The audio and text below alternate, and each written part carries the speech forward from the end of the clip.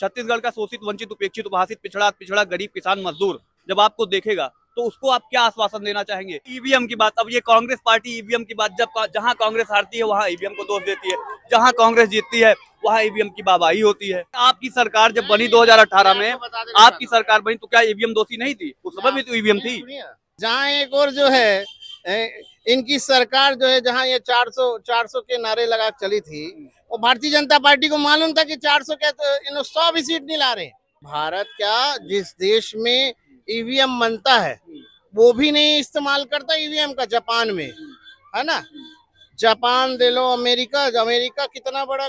नमस्कार, मेरा नाम है उत्कर्ष और आप देखना शुरू कर चुके हैं सुलभ भारत। दोस्तों, दक्षिण रायपुर में चुनावी सरगर्मियां तेज हो गई हैं। चुनाव की तारीख जैसे जैसे नजदीक आ रही है, तमाम पार्टियां, जितने भी प्रत्याशी हैं वो अपनी कमर कस लिए हैं और खास तौर पर भारतीय जनता पार्टी, जिसका कब्जा 24 सालों से, बीते 24 सालों से इस सीट पर रहा है, उसके सामने कांग्रेस ने अपने युवा प्रत्याशी को उतारा है, जिसके समर्थन में पूर्ववर्ती सरकार में दर्जा प्राप्त मंत्री रहे सुशील अग्रवाल सन्नी जी हमारे साथ मौजूद हैं। उनसे हम बातचीत करेंगे, उनकी तैयारियों के बारे में पूछेंगे, जायजा लेंगे, समझेंगे, जानेंगे कि क्या माहौल है, क्योंकि ये सीट पारंपरिक सीट मानी जाती रही है भारतीय जनता पार्टी की। सर, स्वागत है आपका सुलभ भारत में।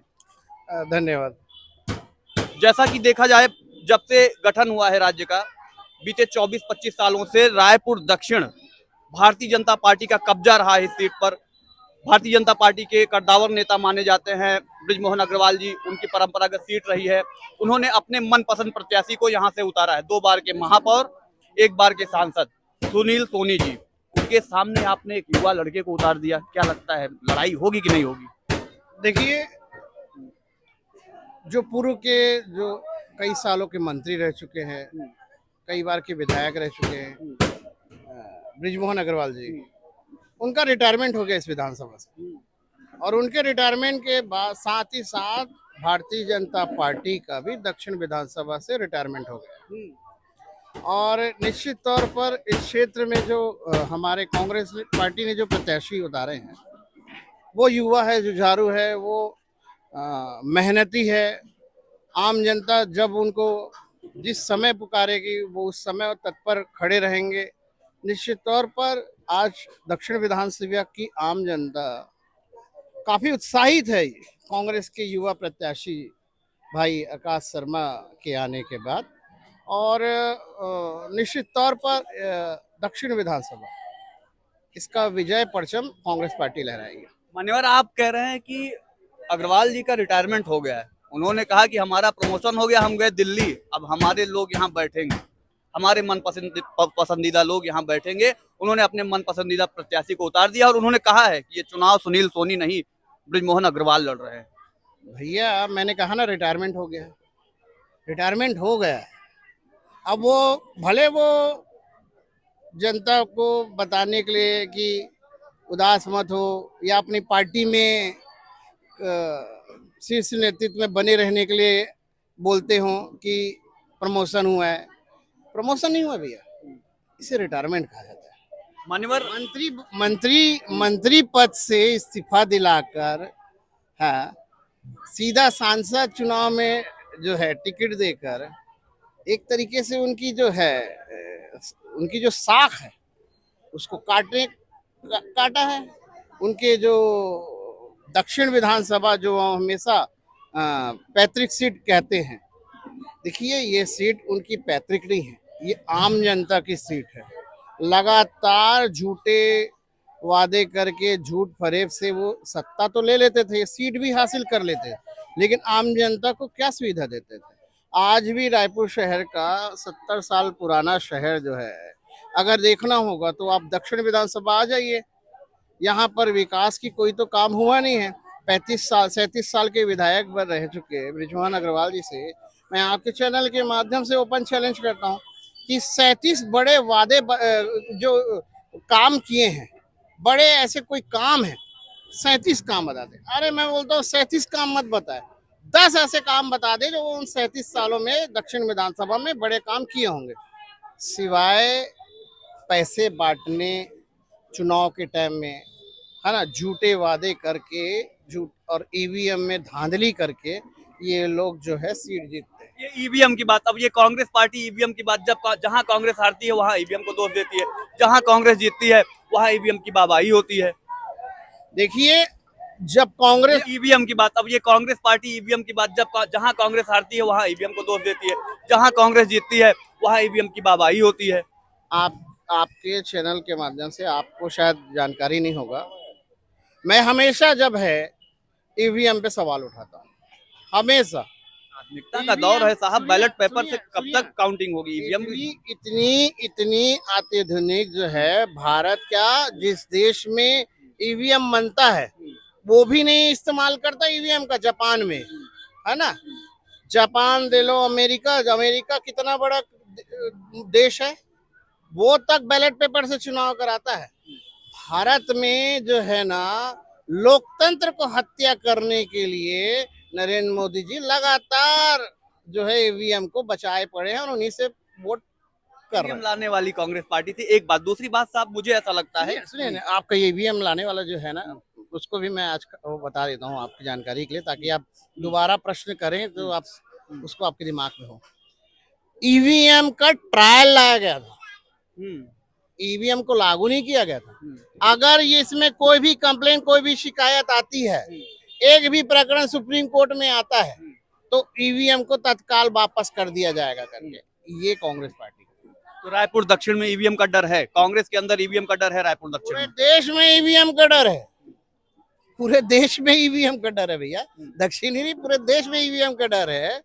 जहां एक और जो है इनकी सरकार जो है, जहां ये 400 के नारे लगा चली थी, वो भारतीय जनता पार्टी को मालूम था कि 400 के तो इन 100 भी सीट नहीं ला रहे, धांधली करके आ गए ना।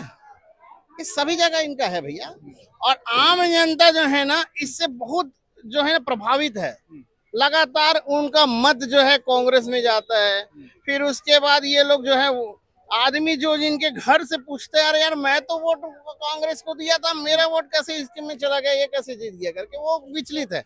आम जनता परेशान है भैया, रोड नहीं है, नाली नहीं है, बिजली नहीं है, महंगाई चरम पर है, हत्याओं का गढ़ बन चुका है छत्तीसगढ़, डेली अपराध होते हैं। इसी चंगोरा भाटा में बीएसयूपी कॉलोनी में 3 मर्डर हुए हैं, ट्रिपल मर्डर हुए हैं।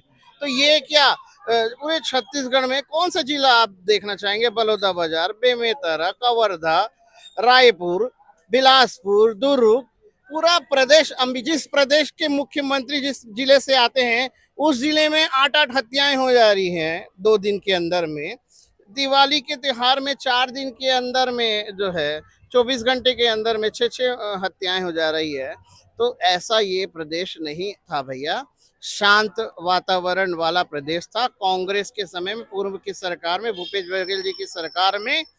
यहाँ प्रदेश का हर एक व्यक्ति धनाढ़ था, हर एक व्यक्ति के पास, युवाओं के पास रोजगार था, महिलाओं के पास माननीय मुख्यमंत्री जी ने जो है गरीब बस्तियों में से लेकर ग्रामीण अंचलों तक अर्थव्यवस्था सुधारने के लिए कई सारी योजनाएं बहनों के लिए लाए थे। यानी युवा भी खुश था, महिला भी खुश था, बुजुर्ग भी खुश था। सुरक्षा में तो आप, मैं बता रहा हूँ, रात के रातों भर जो है ना, यहाँ पर जब भी कोई सांस्कृतिक कार्यक्रम होता था, हमारी शहर की महिलाएं जो है, प्रदेश की महिलाएं एक गांव से दूसरे गांव, एक बस्ती से दूसरे बस्ती शहर घूमती थी, कोई अपराध का डर नहीं था। लेकिन आज रात के 8 बजे के बाद महिला तो दूर की बात है, युवाओं से भी पूछोगे तो वो अपने घर के बाहर नहीं निकलता। ये स्थिति 11 महीने में भारतीय जनता पार्टी ने ला दी। आपने कहा कि 70 साल पुराना रायपुर देखना हो तो दक्षिण आइए। 5 साल आपकी सरकार रही, दक्षिण के लिए आपकी सरकार ने क्या किया? ये अच्छा सवाल है। 5 साल में उस समय भी बृजमोहन अग्रवाल जी थे विधायक, मंत्री भी थे।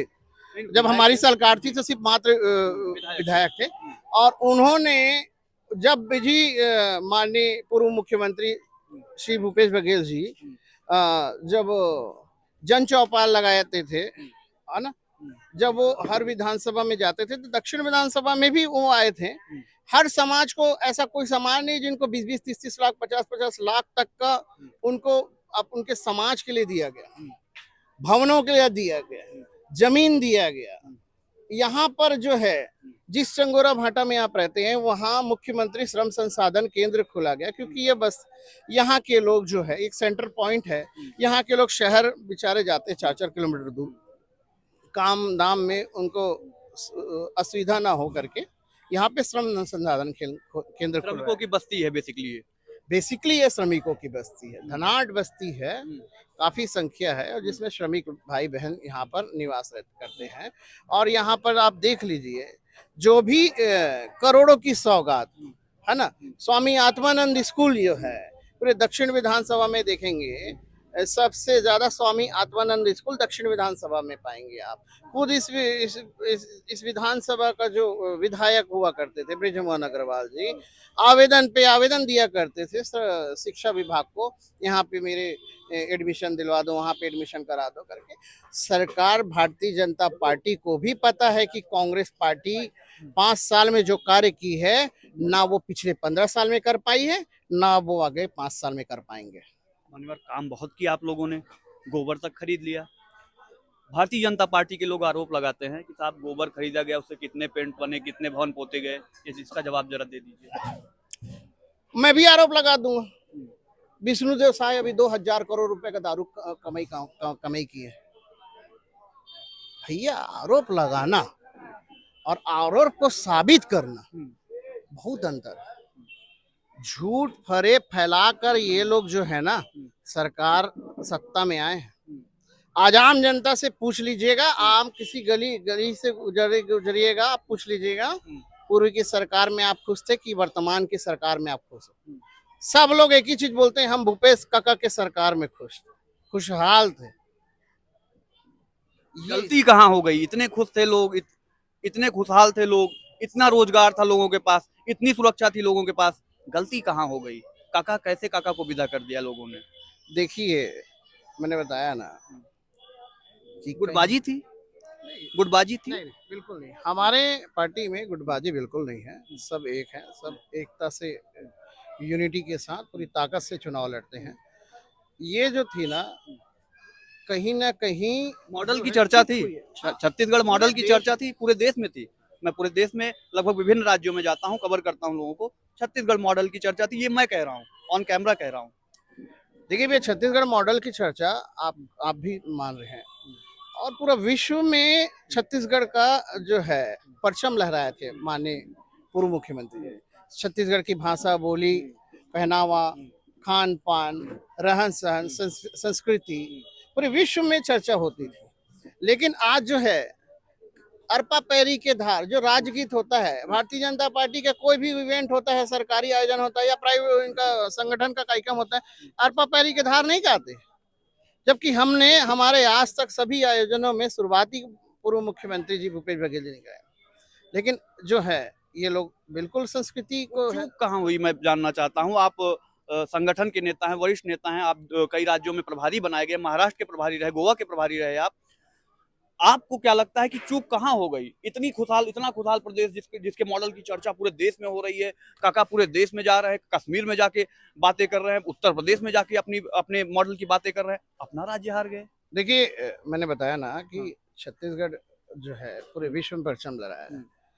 वो यूं ही नहीं, भूपेश बघेल जी को कल भी बोलते थे भूपेश है तो भरोसा है, आज भी बोलते हैं भूपेश है तो भरोसा है। इसलिए कहा जाता है आज छत्तीसगढ़ में भारतीय जनता पार्टी की सरकार है। किसी भी विभाग में चले जाइए, 11 महीने के कार्यकाल है, 11 महीना हो गया है। इनके 11 महीने के कार्यकाल में आप पूछ लीजिए एक नया योजना लाए होंगे तो बताइए। सभी योजनाएं वही योजनाएं चल रही है जो योजनाएं पूर्व में भूपेश बघेल जी ने योजना लाया। सिर्फ बदलाव हुआ है तो उस योजना के सामने जो होर्डिंग लगते थे उसमें अपनी फोटो चिपका के वाहवाही लूट रहे हैं। योजनाएं तो वही है ना, चाहे वो स्वामी आत्मानंद हो, चाहे वो धनवंतरी मेडिकल हो। आज भी यहाँ श्रमिक भाई बहन लोग 72% छूट में दवाइयाँ ले रहे हैं, चंगोरा भाटा के लोग। आज भी जो गरीब किसान मजदूर का बच्चा जो है अंग्रेजी स्कूल में स्वामी आत्मानंद में पढ़ाई कर रहा है। तो मैं बोल रहा हूँ यूं ही नहीं बोलते कि भूपेश तो भरोसा है, काम किया है उन्होंने। आज भी बोलते हैं, आज भी यही चंगोरा भाटा के सभा में कई ऐसे श्रमिक भाई बहन लोग, मुझसे तो मैं लगातार संपर्क में हुआ, कहते हैं कि भूपेश बघेल जी की सरकार फिर से आएगी। आज जो है मैंने कहा, आप बोल रहे थे चूक हुई है, मैं मानता हूँ चूक हुई है, उस चूक पर भी सुधार कर रहे हैं। और निश्चित तौर पर मैं आपको बताना चाहता हूँ 2028 में 2028 में हम सरकार फिर से मजदूरों की सरकार, किसानों की सरकार और छत्तीसगढ़ियों की सरकार ला रहे हैं। ठीक, ये एक आखिरी प्रश्न है। ये प्रदेश है, जब इस प्रदेश की चर्चा देश में होती है तो साहब ये कहा जाता है कि एक ऐसा प्रदेश है जहां आदिवासियों की संख्या ज्यादा है, दूर ग्रामीण अंचलों में वो रहते हैं। मैं आपसे आखिरी प्रश्न के तौर पर ये जानना चाहूंगा, क्योंकि आप सरकार में दर्जा प्राप्त मंत्री रहे, मुख्य रूप से मुख्यमंत्री के साथ लगे रहते थे, हर योजना पे आपकी राय मांगी जाती थी, आपकी उपस्थिति वहां होती थी। आदिवासियों के लिए आपकी सरकार ने, जो दूर ग्रामीण अंचल में बैठे हैं, जो समाज का आखिरी तबका है, उसको मुख्य धारा से जोड़ने के लिए आपकी सरकार ने क्या किया? बहुत सारी आदिवासियों के लिए बहुत सारी, सबसे ज्यादा योजना तो भूपेश बघेल जी की सरकार में ही आदिवासियों के लिए लाई गई है ना। तेंदुपत्ता के जो उत्सव मनाया जाता है, प्लस उसके बाद विश्व आदिवासी दिवस में छुट्टी घोषणा की गई। 15 साल इनकी सरकार थी, क्या किया आदिवासियों के लिए है? क्या किया? तेंदुपत्ता जो खरीदते थे बेचारे लोग, उन लोग को सुरक्षा भी तो नहीं दे पाए लोग हैं। नक्सली एक नया उनके बंदूकों से आवाज नहीं निकलती थी, बंदूक नहीं निकलती थी, गोलियां नहीं चलती थी। कहते हैं नक्सलियों, कहाँ गायब हो गए थे? 5 साल कहते हैं नक्सलियों का सफाया हम करते हैं लगातार, जब से भारतीय जनता पार्टी की सरकार बनी है लगातार नक्सलियों का सफाया हो रहा है। अरे क्या सफाया हो रहा है?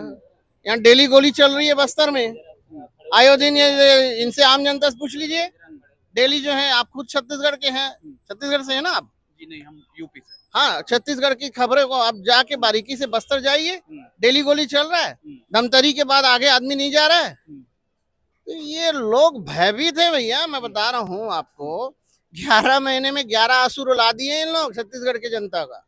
आप कैमरे पे बोल रहे हैं, आप एक युवा नेता हैं, छत्तीसगढ़ की जनता आपको देखेगी, छत्तीसगढ़ का शोषित, वंचित, उपेक्षित, उपहासित, पिछड़ा गरीब, किसान, मजदूर जब आपको देखेगा तो उसको आप क्या आश्वासन देना चाहेंगे? आज जिस तरीके का अपराध हो रहा है, महिलाओं के प्रति अपराध हो रहा है, हर जगह देखा जा रहा है कि कहीं ना कहीं महिला हो, युवा हो, तो लगातार उनके प्रति अपराध हो रहा है, हत्याएं हो रही हैं, उनको आप क्या आश्वासन देना चाहेंगे एक नेता के तौर पर, एक कांग्रेस के नेता के तौर पर, एक युवा नेता के तौर पर?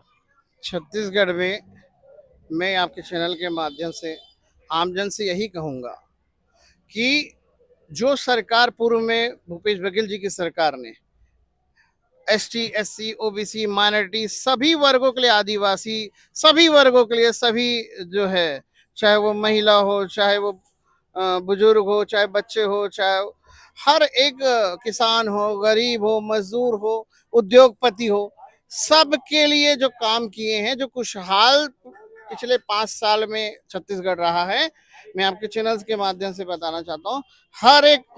हर एक वर्ग के लिए माननीय पूर्व मुख्यमंत्री जी आवाज उठा रहे हैं और आवाज उठाते रहेंगे। ये छत्तीसगढ़ में ये ना सोचे कि इनकी सरकार आ गई है तो वो कुछ भी कर देंगे। हर एक जो है ना, जब जो वर्ग शोषित होगा उस पर आवाज उठेगी। लगातार पूर्व मुख्यमंत्री जी कानून व्यवस्था को लेकर आवाज उठा रहे हैं, लगातार किसानों के धान खरीदी को लेकर, चाहे किसानों का कर्ज को लेकर लगातार पूर्व मुख्यमंत्री भूपेश बघेल जी आवाज उठा रहे हैं, युवाओं के लिए आवाज उठा रहे हैं, महिलाओं के लिए आवाज उठा रहे हैं, शहर में बढ़ते अपराध के लिए आवाज उठा रहे हैं। मैं आपके चैनल के माध्यम से बताना चाहता हूँ कि लगातार आवाज उठाएंगे और जब तक आवाज उठाते रहेंगे तब तक ये लोग जो है यहाँ से बोरिया बिस्तर बांध के इन लोग को बाहर न फेंकेंगे, तब तक आवाज उठाते रहेंगे, ताकि इस छत्तीसगढ़ में फिर से जो पहले छत्तीसगढ़ियों का जो स्टेट कहा जाता था, छत्तीसगढ़ियों के हितों में जो संस्कृति, भाषा, बोली, उनके योजनाओं से उनको लाभान्वित करते थे, वैसी सरकार पूर्व में वर्तमान में 2028 में कांग्रेस की सरकार लाएंगे। बहुत बहुत धन्यवाद। जैसा कि आपने देखा कि हमारे साथ पूर्व दर्जा प्राप्त मंत्री सुशील सबनी जी थे, उन्होंने हमसे बात की और तमाम मुद्दों पर अपने तमाम पहलुओं पर अपना पॉइंट रखा। ऐसे ही तमाम खबरें आपको हम पहुंचाते रहेंगे, आप देखते रहिए सुलभ भारत।